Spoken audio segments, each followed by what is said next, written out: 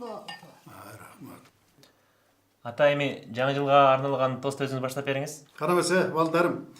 Мына бул келе жаткан жаңы жыл элибизге, журтубузга тынччылык алып келген, ынтымак алып келген жакшылыктын жылы болсун.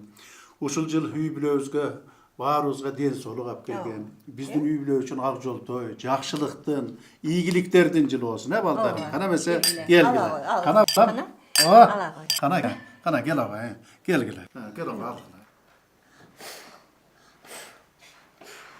Кана балдар, бүгүн Асандын туулган күнү. Ким калып айтат?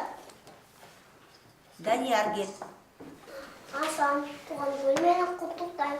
Ден соолукта жүр, чоң жигит бол, эң тостау койлу.